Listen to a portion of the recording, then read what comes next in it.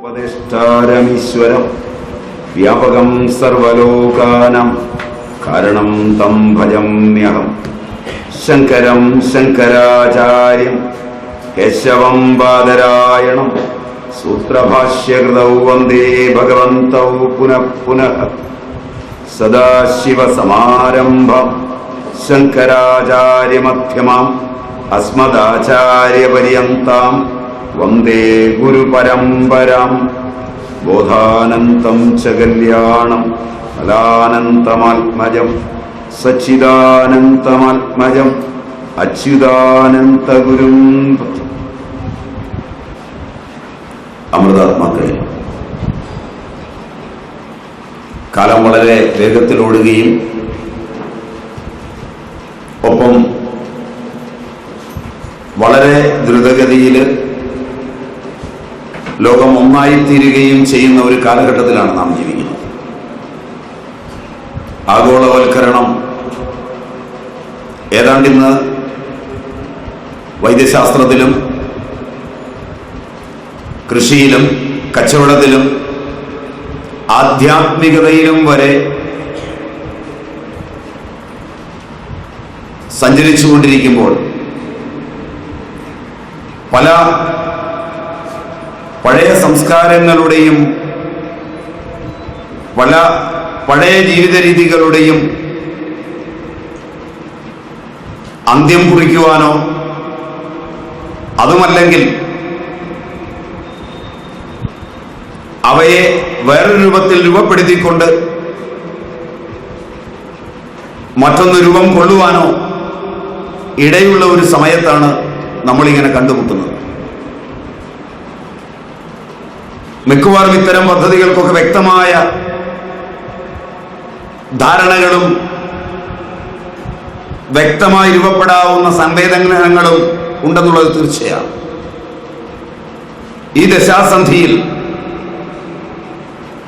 പ്രാചീനമായ ഒരറിവിനെ ആധുനികമായ മൂർച്ചയിൽ വെച്ച് സ്വതന്ത്രവും അപക്രവുമായി ഒന്ന് പരിശോധിക്കുന്നത് ഉചിതമാണെന്ന് തോന്നുന്നത് കൊണ്ടാണ് ഇതിന്റെ സംഘാടകർ വിളിച്ചപ്പോൾ ഇവിടെ വരാനിടയായത്. നിങ്ങൾ എന്നെ കേൾക്കുന്ന ഭിഷഗ്വരന്മാർ ഇരിപ്പുണ്ടെങ്കിൽ അവരുൾപ്പെടെ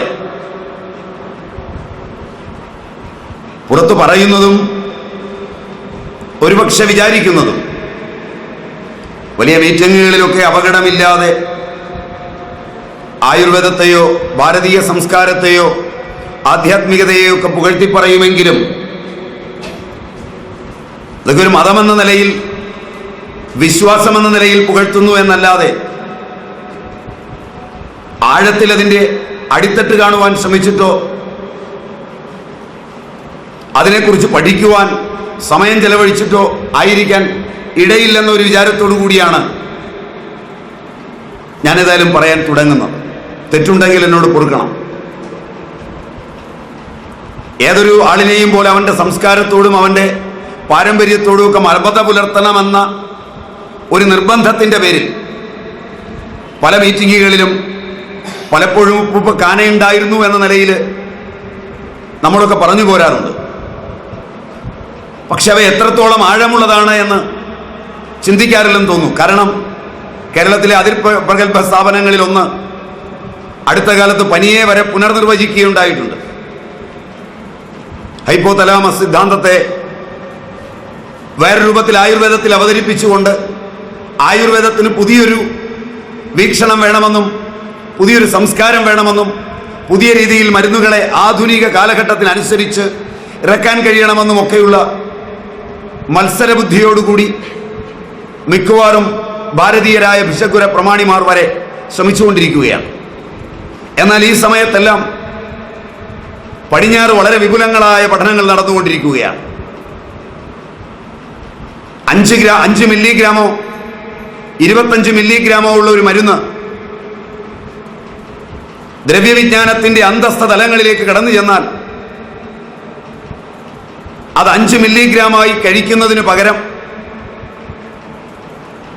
ഒരു ക്ലേ ഫാക്ടറിയിലെ ക്ലേ അത്യന്ത സൂക്ഷ്മചൂർണമാക്കി മാറ്റിയിട്ട് ക്ലേ ഫാക്ടറിയിൽ തൊഴിൽ ചെയ്താൽ ഒട്ടേറെ മാരക രോഗങ്ങളുണ്ടാവും. ക്ലേ ഫാക്ടറികൾക്ക് അടുത്ത് താമസിച്ചാൽ രോഗങ്ങളുണ്ടാവും എന്നെല്ലാം ഒരു ഭാഗത്ത് പ്രചരിപ്പിക്കുകയും ആ കളിമണ്ണിന്റെ തന്നെ സൂക്ഷ്മചൂർണം നിങ്ങളുടെ മുഖത്തിടാനുള്ള പൗഡർ ഉണ്ടാക്കുന്നതോടൊപ്പം തന്നെ നിങ്ങൾ ഗ്രാം കണക്കിന് നിത്യവും കഴിക്കുന്നു എന്ന് വന്നാൽ ശാസ്ത്രത്തിന്റെ രണ്ട് മുഖങ്ങൾ നിങ്ങൾക്ക് മനസ്സിലാവും. അതിന്റെ വിപുലമായ വ്യവസായ സാധ്യതയെ കണ്ട നൂറ്റാണ്ടുകൾ പഴക്കമുള്ള ശാസ്ത്ര സങ്കേതങ്ങളെ പോലും അത്തരമൊരു മാനുഫാക്ചറിംഗ് വ്യാവസായിക മേഖലയിലേക്ക് വളർത്തിക്കൊണ്ടുവരുവാൻ പല രംഗങ്ങളിലും ഇന്ന് ചർച്ചകളും സിമ്പോസിയങ്ങളും പഠനങ്ങളും നടന്നു വരികയാണ്. ഇതെല്ലാം നടന്നു വരുമ്പോൾ ക്യാൻസർ രോഗത്തിനുൾപ്പെടെ ഇന്ന് ആധുനിക വൈദ്യശാസ്ത്രം ഉപയോഗിക്കുന്ന സങ്കേതങ്ങൾക്കെതിരായി വളരെ വിപുലമായ പഠനങ്ങൾ ആഗോളതലത്തിലുള്ള ശാസ്ത്രകാരന്മാർ ഒന്നിച്ചിരുന്ന് ചിന്തിച്ചുകൊണ്ടിരിക്കുകയാണ്. ക്യാൻസർ കോശങ്ങളെ പര്യവേക്ഷണം നടത്തുന്നതിനോ അതിനുള്ളിലേക്ക് കടന്നു ചെല്ലുന്നതിനോ ബ്ലഡ് ബ്രെയിൻ ബാരിയർ ഭേദിച്ച് ഒരു മരുന്നിന് കടന്നു ചെല്ലാൻ പോരുമോ പറ്റില്ല എന്ന് ശാസ്ത്രം ഏതാണ്ട് ഇന്ന് അംഗീകരിച്ച് കഴിഞ്ഞിട്ടുണ്ട്. ആസ്ട്രോസൈറ്റോമ, ഗ്ലയോമ, മിക്സഡ് ഗ്ലയോമ, ഗ്ലയോബ്ലാസ്റ്റ് തുടങ്ങിയ ബ്രെയിൻ ട്യൂമറുകളിൽ ഒന്നും ബ്ലഡ് ബ്രെയിൻ ബാരിയർ ഭേദിക്കാവുന്ന ഒരൗഷധം ഇന്നില്ലെന്നും അതിന്റെ സങ്കേതങ്ങളിലേക്ക് കടന്നു ചെല്ലാൻ പറ്റില്ലെന്നും വളരെ വ്യക്തതയോടുകൂടി ചിന്തിക്കുകയും അങ്ങനെ കടന്നു ചെല്ലുന്നതിന് പര്യാപ്തമായ ഒരു പുതിയ ടെക്നോളജി അനിവാര്യമാണെന്നും നാനോ ടെക്നോളജിയിലൂടെ അത് കഴിയുമെന്നും മൈക്രോ മാക്രോ ലെവലിലുള്ള ഒരു മരുന്നുകൾക്കും മൈക്രോ മാക്രോ ലെവലിലുള്ള ഒരു പരീക്ഷണങ്ങൾക്കും ഇനിയുള്ള വൈദ്യസങ്കേതത്തിൽ സ്ഥാനം തന്നെ ഉണ്ടാവില്ലെന്നും ശാസ്ത്രലോകം ചിന്തിക്കുവാൻ തുടങ്ങിക്കഴിഞ്ഞിട്ടുണ്ട്. അതിന്റെ കേളികെട്ടുകളൊക്കെ നിങ്ങളും കേട്ട് കഴിഞ്ഞിട്ടുണ്ടാവും. ഈ അവസ്ഥയിലാണ് ഞാനും നിങ്ങളും ഇവിടെ ഇരിക്കുന്നത്. അത്തരമൊരവസ്ഥയിൽ അതിസൂക്ഷ്മങ്ങളായ സങ്കേതങ്ങളെ ഉപയോഗിച്ച് 1 മുതൽ 100 നാനോമീറ്റർ വരെയുള്ള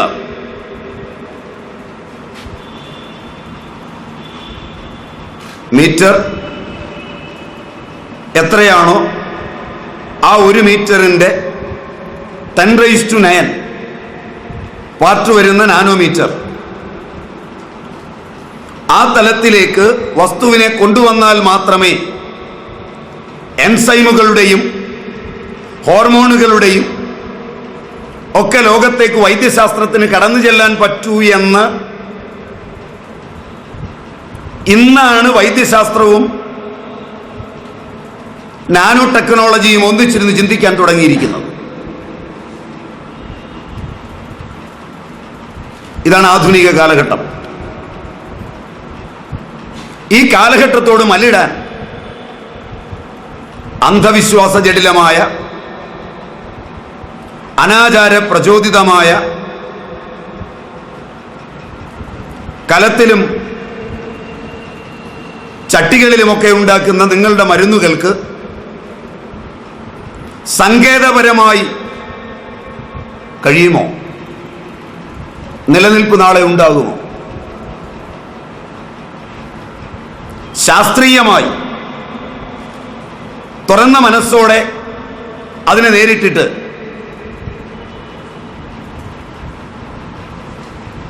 കോടാനുകോടി ഡോളർ ചെലവഴിച്ച് മൈക്രോ ലെവലല്ല, മൈക്രോയിലും താന്ന നാനോ ലെവലിലോ ആറ്റമിക് ലെവലിലോ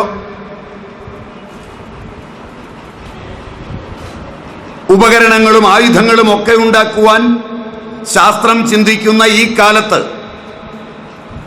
ശാസ്ത്രത്തിനൊപ്പം ഓടിക്കൊണ്ട് നിങ്ങളുടെ സങ്കേതങ്ങളെ വലിച്ചെറിഞ്ഞ് പുരോഗമിക്കണമോ? അതല്ല ഈ വിശ്വാസങ്ങളെ കെട്ടിപ്പിടിച്ച് നിങ്ങൾ നാളെ ജീവിക്കണമോ? അതല്ല, ആ ശാസ്ത്ര സാങ്കേതിക വിദ്യകളെക്കാൾ ഈടുവയ്പുള്ളൊരു സങ്കേതം നിങ്ങൾക്ക് നിങ്ങളുടെ പൗരാണികർ തന്നിട്ടുണ്ടോ? ഈ 3 ഘട്ടത്തിലുള്ള ഒരു അന്വേഷണം സുതാര്യമാണെങ്കിൽ ഞാൻ തുടരാം. ഈ അന്വേഷണം സുതാര്യമായിരിക്കുമോ? ഇങ്ങനൊരു അന്വേഷണം സുതാര്യമായിരിക്കുമോ?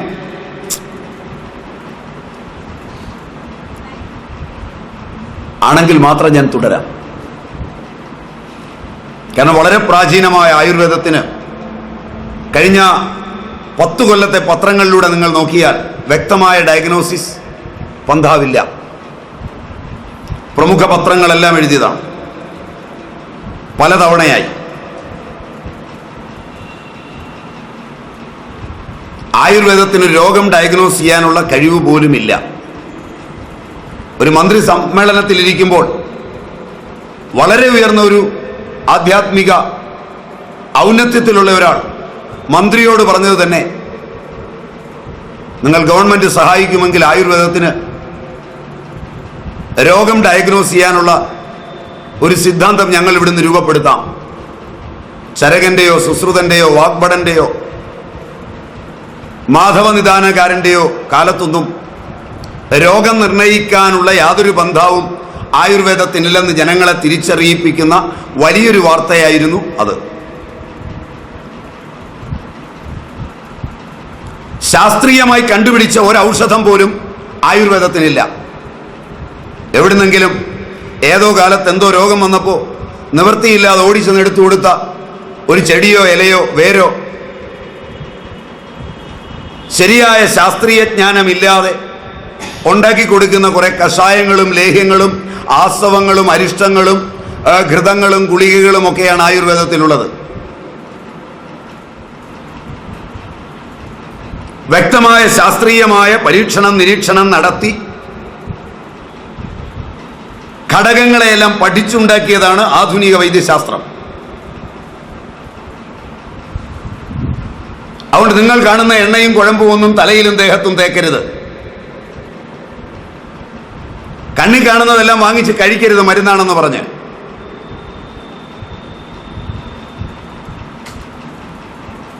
ഞങ്ങൾ ഉണ്ടാക്കി തരുന്നതൊക്കെ ശാസ്ത്രീയമാണ്. ഇങ്ങനെയാണ് 2 ശാഖ ഇവിടെ വളർന്നു പോകുന്നത്. അതിനെ പുനർചിന്തനം ചെയ്യുവാൻ തുടങ്ങുമ്പോൾ, ഒന്ന്, മരുന്ന് പഠിച്ചിട്ടുള്ള മരുന്ന് എഴുതി കൊടുക്കുന്ന ഒരാളിന് അയാൾ റിസർച്ച് ചെയ്തതൊന്നുമല്ല എഴുതി കൊടുക്കുന്ന 2 മേഖലയിലും ഇന്ന് റിസർച്ച് ആരൊക്കെയോ നടത്തിയെന്ന ധാരണയിൽ മാത്രമാണ് ഇന്ന് വൈദ്യശാസ്ത്രത്തിന്റെ എല്ലാ ശാഖകളിലും മരുന്ന് കുറിക്കുന്നത്. ഒന്ന് പ്രാചീനർ കണ്ടെത്തിയെന്ന അഭിമാനത്തോടെ കുറിക്കുന്ന ആയുർവേദ വൈദ്യൻ, പാരമ്പര്യവും അവകാശവുമെല്ലാമായി. 2, ആധുനിക ശാസ്ത്രത്തിന്റെ വെളിച്ചത്തിൽ ശാസ്ത്രകാരന്മാരിരുന്ന് പല ശാഖകളിൽ നിന്ന് ഇൻ വൈവോയിലും ഇൻ വിട്രോയിലും പഠനം നടത്തി ഡബിൾ ബ്ലൈൻഡ് ടെസ്റ്റ് നടത്തി കഴിഞ്ഞിറങ്ങിയതാണ് മരുന്നെന്ന് അവകാശപ്പെട്ട് കൊടുക്കുന്ന മരുന്നുകൾ. വാങ്ങിക്കഴിക്കുന്നവൻ ഇതേക്കുറിച്ച് യാതൊരു ധാരണയും ഇല്ലാത്തവൻ, എല്ലാം വിദ്യാഭ്യാസമുള്ളവൻ,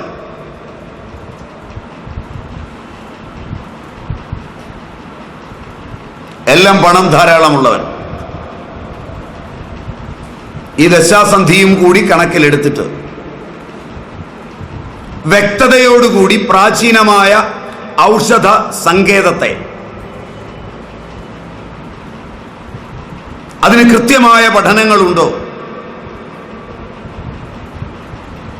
ഞാൻ ഈ പറഞ്ഞതൊക്കെയാണ് നിങ്ങളുടെ ധാരണയെങ്കിൽ ഞാൻ പറയാൻ പോകുന്ന ആയുർവേദം ഇതല്ല.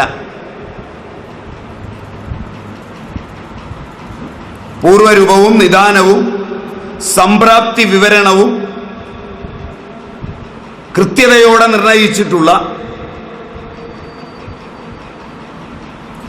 രോഗിയെയും രോഗത്തെയും മാത്രമല്ല രോഗത്തിനുള്ള ഔഷധത്തെയും ദ്രവ്യവിജ്ഞാനത്തിലൂടെയും പദാർത്ഥ വിജ്ഞാനത്തിലൂടെയും പഠനം നടത്തിയിട്ടുള്ള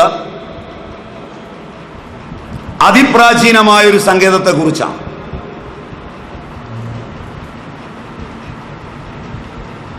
അതിലൊരു ഭാഗം മാത്രമാണ് ഞാൻ നിങ്ങളുടെ ശ്രദ്ധയിലേക്ക് കൊണ്ടുവരാൻ ഇഷ്ടപ്പെടുന്നത്. ആയുർവേദത്തിൽ ഉപയോഗിക്കുന്ന ഔഷധങ്ങൾ, അതിനെ സമയം ഇപ്പോൾ തികയുള്ളൂ. ദ്രവ്യവിജ്ഞാനം വളരെ പ്രാചീനമാണ്. ദ്രവ്യ ഗുണവിജ്ഞാനം, ഫാർമക്കോളജി, ദ്രവ്യ പരിചയം, ഫാർമക്കോഗ്നോസി, ദ്രവ്യ കൽപ്പവിജ്ഞാനം, ഫാർമസി, ഇങ്ങനെ 3 ശാഖകളാണ് പ്രാചീനമായുള്ളത്.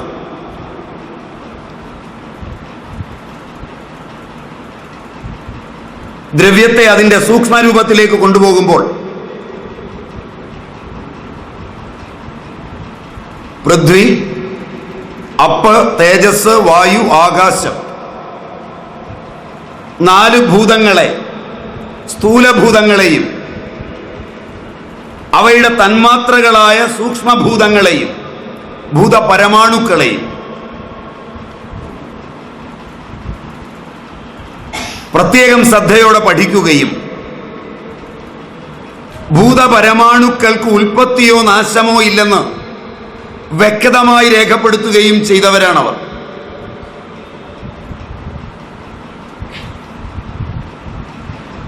ആ ശാഖയുടെ ഒരു ഭാഗമാണ് വൈശേഷികം, വിശേഷ ജ്ഞാനം.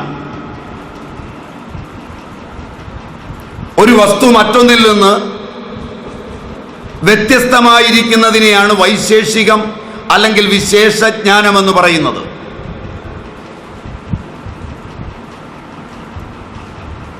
ആ വ്യത്യാസത്തിനനുസരിച്ച് ഗുണങ്ങളിൽ പരിണാമമുണ്ടാവും, വീര്യത്തിൽ മാറ്റമുണ്ടാവും, വിഭാഗത്തിൽ മാറ്റമുണ്ടാവും, പ്രഭാവമുണ്ടാവും, രസമുണ്ടാവും. പല വസ്തുക്കളുടെയും രസം, മധുരം, കയ്പ്, പുളി, ഉപ്പ്, ചവർപ്പ്, കയ്പ്, ഇങ്ങനെയൊക്കെ വ്യത്യാസപ്പെട്ടിരിക്കുന്നത് അവയിലെ ഭൂത തന്മാത്രകളുടെ ചേർച്ചയിലെ അനുപാതത്തിന്റെ വ്യത്യാസത്തിലാണ്. ഒരു പദാർത്ഥത്തിന് ആകൃതി ഉണ്ടാകുന്നത് ഖരത്വമുണ്ടാകുന്നത് അതിലെ പൃഥ്വി തന്മാത്രകളാലാണ്. ജലീയ തന്മാത്രകളായി ചേരുമ്പോഴാണ് ആശ്ലേഷിച്ച് അതിനെ ഒരുമിച്ച് നിർത്തുന്നത്. അഗ്നി തന്മാത്ര കൊണ്ടാണ് അതിനെ സാന്ദ്രമാക്കി നിലകൊള്ളുന്നത്. വായുവാണ് അതിന് സ്പർശനം നൽകുന്നത്. അതിനിരിക്കാനുള്ള അവകാശത്തെ നൽകുന്നത് ആകാശവുമാണ്. ഇങ്ങനെ പഠിച്ച ആ പ്രാചീനർ പഠനം നടത്തിയത് ലാബിലല്ല, ഒരു ജനതയ്ക്ക് മുഴുവൻ പഠിക്കാവുന്ന സാർവലൗകിക തലത്തിലാണ്. അവിടെ ചേരാത്ത ശാസ്ത്രമൊന്നും ശാസ്ത്രമല്ല. ആർക്കൊക്കെയോ അറിയാം എന്ന് വിശ്വസിക്കേണ്ടതല്ല ശാസ്ത്രം. ശാസ്ത്രമാണെങ്കിൽ അത് എല്ലാവർക്കും അറിയേണ്ടതാണ്. ജീവിതത്തിനും ശാസ്ത്രം അറിഞ്ഞു ജീവിക്കേണ്ടതാണ്. അങ്ങനെ ജീവിച്ച ചരക, സുശ്രുത, വാഗ്ഭടാദികളും മറ്റും വ്യക്തതയോടെ രൂപപ്പെടുത്തിയ സങ്കേതങ്ങളിൽ ഊന്നി നിന്നുകൊണ്ട് 2 തലങ്ങൾ, ജംഗമങ്ങളും സ്ഥാവരങ്ങളുമായി ദ്രവ്യങ്ങളെ തിരിച്ചാൽ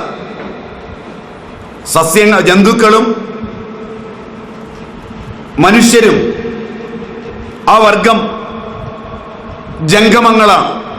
അവ അന്തശ്ചേതനങ്ങളും ബഹിശ്ചേതനങ്ങളുമാണ്. അവരുടെ പഠനമനുസരിച്ച് സ്ഥാവരങ്ങളായ സസ്യങ്ങളും അതുപോലെ തന്നെ ലോഹങ്ങളും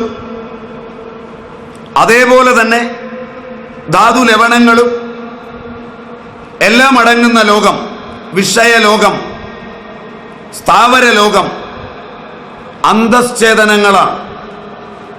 അതിൻ്റെ അന്തശ്ചേതനയെ ഭാവമെന്ന് വിളിക്കാമെന്നും ആ ഭാവം നിത്യമാണെന്നും ഭൂത പരിണാമത്തിലെ തന്മാത്രകൾ ധണു മുതൽ വിഷയങ്ങൾ ഭാവങ്ങളല്ലെന്നും അവ കാര്യദ്രവ്യങ്ങളാണെന്നും കാരണദ്രവ്യങ്ങൾ അണു മുതൽ സൂക്ഷ്മതയിലേക്കാണെന്നും രണ്ടായി അന്നേ അവർ പറഞ്ഞു വെച്ചിട്ടുണ്ട് എല്ലാ ഗ്രന്ഥങ്ങളിലും. നിങ്ങളിൽ ചിലരെങ്കിലും വായിച്ചിരിക്കാനിടയുണ്ട്. കാരണദ്രവ്യങ്ങളും കാര്യപ്രപഞ്ചവും. കാരണദ്രവ്യങ്ങളുടെ ചേർച്ച പഠിക്കുമ്പോൾ കാരണദ്രവ്യത്തെ ഭൂത തന്മാത്രകളെ വിഭജിച്ചാൽ അണുവിലും സൂക്ഷ്മമായാൽ ധനാണുവും ഋണാണുവും ഉണ്ടാകുമെന്ന് അവർ വ്യക്തതയോടെ രൂപപ്പെടുത്തിയിട്ടുണ്ട്. ധനാണുവിന്റെ പിന്നാലെ പോയാൽ ഭാവദ്രവ്യത്തിന്റെ പ്രയോജനത്തെ ഉൾപ്പെടുത്താൻ പറ്റുന്നതിനേക്കാൾ കൂടുതലായി ഋണാണുവിന്റെ വിഭജനത്തിലൂടെ പോയാൽ സാധിക്കുമെന്നും അത് സ്ഥാവരങ്ങളിലെ അന്തശ്ചേതനയെ ജാജ്വല്യമാക്കാൻ പ്രയോജനപ്പെടുമെന്നും ആ അന്തശ്ചേതനയെ പ്രയോജനപ്പെടുത്തുവാൻ കഴിയുകയാണെങ്കിൽ ജഡത്വം ഭേദിക്കാൻ കഴിയുമെന്നും. ഇനർഷ്യ. നിങ്ങൾ ഇംഗ്ലീഷിൽ ശാസ്ത്രം പഠിക്കുകയും ഒരളവ് വരെ ഇംഗ്ലീഷിൽ പറഞ്ഞാൽ മാത്രമാണ് ശാസ്ത്രമെന്ന് വിശ്വസിക്കുകയും ചെയ്യുമ്പോൾ പറച്ചിലുകൊണ്ട് തന്നെ ഞാൻ പറയുന്നത് ശാസ്ത്രമല്ലാതായിത്തീരുമെന്നാണ് എൻ്റെ ധാരണ. മലയാളം, സംസ്കൃതം തുടങ്ങിയ ഭാഷകൾക്ക് ശാസ്ത്രം സൂചിപ്പിക്കാനുള്ള കഴിവില്ലാത്ത ഭാഷകളാണ്. ശരിയല്ലേ? ശാസ്ത്രം എന്ന് പറഞ്ഞാൽ പാരഗ്രാഫ് തിരിച്ച് ഇംഗ്ലീഷിൽ പറയുന്നത് മാത്രമാകുന്ന ഒരു കാലഘട്ടത്തിലാണ് നമ്മൾ ജീവിക്കുന്നത്. കേൾക്കുന്നവർക്കും അത് ശാസ്ത്രമാണെന്ന് തോന്നണമെങ്കിൽ, അതുകൊണ്ട് ഞാൻ പറയുന്ന എവിടെയെങ്കിലും വരുമ്പോൾ നിങ്ങൾക്ക് സംശയം വന്നാൽ ചോദിക്കാം. കാരണം എൻ്റെ പദങ്ങൾ നിങ്ങൾക്ക് അലോസരം ഉണ്ടാക്കിയാലും മനസ്സിലായില്ലെങ്കിലും ഇനർഷ്യ എന്നുള്ളതിനാണ് ഞാൻ ജഡത്വം എന്നുപയോഗിച്ചത്. ഒരു വസ്തു അതിൻ്റെ മൈക്രോ ലെവൽ വരെ ഇനർട്ടാണ്. ഇനർട്ടായിട്ടുള്ളൊരു പദാർത്ഥത്തിന് ഔഷധമാകാൻ യോഗ്യതയില്ല.